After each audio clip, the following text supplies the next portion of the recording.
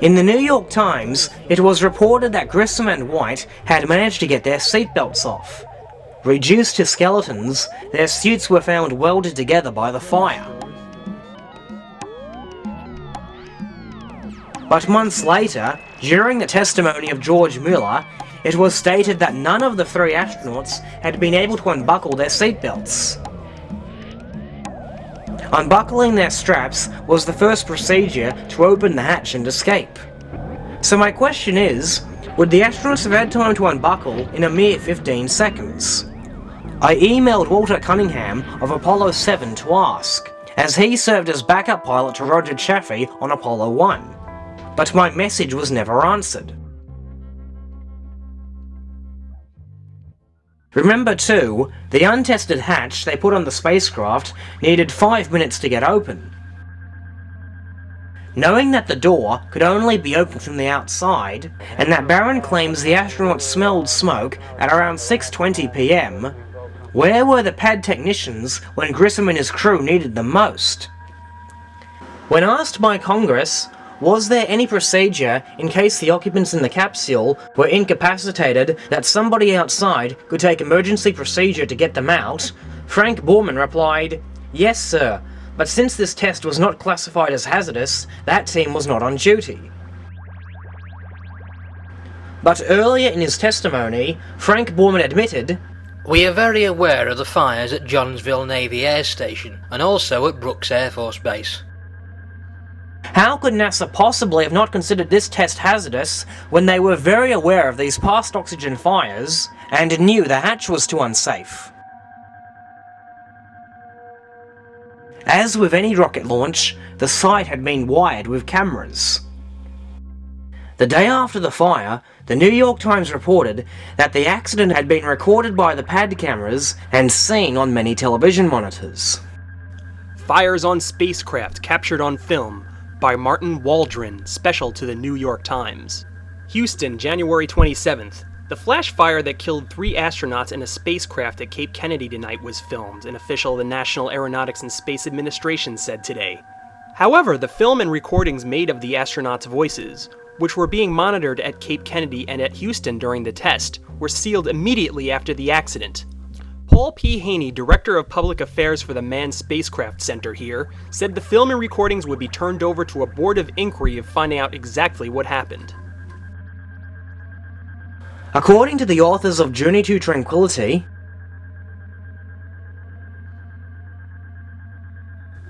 automatic television cameras outside focused on the hatch window to monitor the emergency escape practice at the end of the test, showed movements inside the spacecraft, which could have been White reaching up in a final effort to open the hatch. Then the flames swept across the window. Frank Borman goes on to say, The ground crews couldn't see inside of the spacecraft, but a small television camera, trained on AS-204's hatch window, caught the drama in sickening detail. A fleeting image of legs and feet moving, followed by an obliterating flash of orange flame. It seems that these videos indicate that Barron was right, or at least partly right, that the fire had started much earlier than we were told. If we look back to the aforementioned New York Times article, the fire lasted only 4 minutes before crews inside the gantry around the spacecraft and its rocket could open the hatch atop the spacecraft. Logically, because it was pure oxygen feeding the flames, the fire would have been suffocated the instant the capsule ruptured, because then there would be no more pure oxygen to feed it. This can only mean that the fire lasted much longer than we were told, which means it began sooner than we were told. Years later, Jim Lovell would peddle the claim that the astronauts died of smoke inhalation, not fire, and told readers of his Apollo 13 book by far the biggest lie in his entire life. Not knowing if the crew was dead or alive, and not having the time to find out gingerly, he grabbed the boot and pulled hard. The still hot mass of moulded rubber and cloth came off in his hands, revealing White's foot. Birch then patted his hands further up and felt ankle, shin, and knee. The uniform was partly burned away, but the skin underneath was unmolested. Birch tugged the skin this way and that to see if it would slip off from the flesh, a consequence of traumatic burns that, he knew, could cause the victim to shed his outer dermis like a tropical gecko. This skin, however, was intact. Indeed, the entire body appeared intact. The fire had been exceedingly hot, but it had also been exceedingly fast. It was fumes that claimed this man, not flames. No doubt, Liar Lavelle probably had his fingers crossed when he wrote that. Undoubtedly, these cameras would have recorded the astronauts trying to get out for 5 minutes, and could have aided the successful rescue of the crew. It gets even more disturbing. According to Peter Bond, one of these cameras wasn't a closed-circuit TV camera, but in fact was operated by a cameraman, who apparently did not realise that he was recording a fire and had to adjust the brightness before he saw otherwise. Outside the craft, a camera located in the White Room showed the rapid spread of the fiery glow. The cameraman did not realize first that he was looking at a fire as he reached to adjust for the brightness. Given that this mystery cameraman would have seen the fire earlier than anyone else outside the capsule, a fire that we know lasted for at least 4 minutes, why did he not send for help and instead stood to watch the astronauts burn? I've got fire in the cockpit! What is that fire?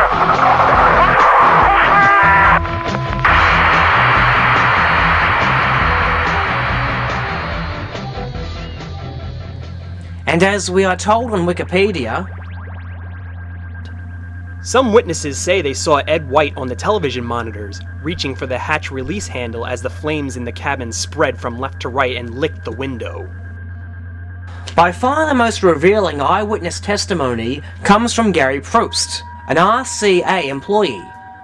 According to NASA's own website, on the first floor of the launch complex, Gary W. Probst, an RCA employee, watched a television monitor that had its transmitting camera trained on the window of the command module.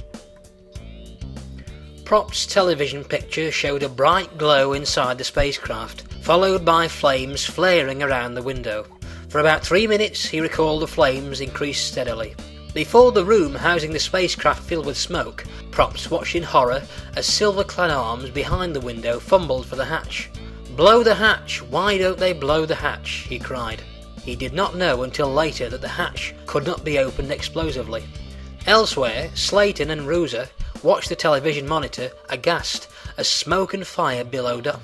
Rooser tried to break the communications barrier with the spacecraft, and Slayton shouted furiously for the two physicians in the blockhouse to hurry up to the pad. so, by NASA's admission, Deke Slayton, the head of astronaut selection, Stuart Rooser, who would later fly on Apollo 14, and Gary Probst all saw the Apollo 1 capsule burn.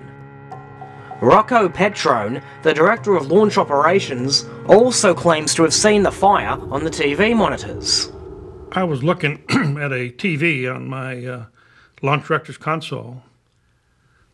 I saw a flash, and the spacecraft really burst into flames. It seems other insiders confirm what Probst saw. As Buzz Aldrin goes on to write in his book, an RCA communications company technician, Gary Probst, was watching a television monitor trained on the one window of the command module not covered by the boost protective cover. He saw a bright flare inside the cabin and tongues of flames slashing around the window. The flames grew brighter and dense smoke billowed. He then saw the silver arms of Ed White's spacesuit grappling with the awkward hatch system. "Blow the hatch!" Probst yelled. "Why don't they blow the hatch?" again, Thomas Ronald Barron testified the astronauts smelled either fire or smoke at around 6:20 p.m. and tried for 5 minutes to get out. It seems that Gary Probst confirms this. On January 31, 1967, he told the review board, About 15 seconds after the cry of fire, I saw more arms in addition to White's in front of the porthole seemingly coming from the left. Looking further back into the spacecraft, I could see the legs of the center astronaut moving about. The movement inside the spacecraft lasted about 2 minutes before the flames began to block the view. During the entire time that I watched the astronauts moving, their spacesuits were silver in color with no signs of being burned or charred. I know that my times are very near accurate, because I remember saying to the others that had gathered in the area of the monitor, "Blow the hatch! Why don't they blow the hatch?" One person that was near said the spacesuits would protect them from the heat until they could get out. A short conversation then took place concerning how long and how much the suits could protect them from the fire. Also, comment was made on why no one had entered the White Room as yet. During the time of this conversation, the White Room was still clear, and the astronauts' motion still visible. Ironically, on NASA's website, they indeed confirm that Probst claimed to see what he said he saw. Of course, they have tried to muddy the waters. Witnesses differed as to how fast everything happened. Gary W. Probst, an RCA technician at the communication control racks in Area D on the first floor at Launch Complex 34, testified 4 days later that 3 minutes elapsed between the first shout of fire and the filling of the White Room with smoke. Other observers had gathered around his monitor and discussed why the astronauts did not blow the hatch and why no one entered the White Room. One of these men, A.R. Caswell, testified on 2nd of February, 2 days after Probst. In answer to a question about the time between the first sign of fire and activity outside the spacecraft in the White Room, he said, "It appeared to be quite a long period of time, perhaps 3 or 4 minutes. But despite what NASA says, Gary Probst stood by what he told the review board. A year later, Probst told the newspaper Today, I think NASA convinced themselves of what happened in the spacecraft, but they didn't convince me. It was about 3 minutes after the fire started that the White Room began to fill with smoke. Prior to that time, the air was clear. I saw the astronauts moving inside for at least 2 minutes before the flames began to block the view. if NASA wanted to set aside the issue once and for all they would have to do is release those tapes. After all, on the evening of the fire, Paul P. Henny confirmed that NASA had videotape of the fire. So where is this video footage which undoubtedly shows Edward White's final struggle? In August 2007, in the aforementioned online forum, buyers of the Spacecraft Films DVD wrote in to ask if there was video footage of the disaster. One of these customers pointed out that in the documentary Moonshot, a 3-second clip of a window engulfed in flames was used. Another member pointed out that the same documentary showed a few seconds of the gantry by night, showing smoke and fire billowing from the top. Mark Gray promptly stamped on these, stating,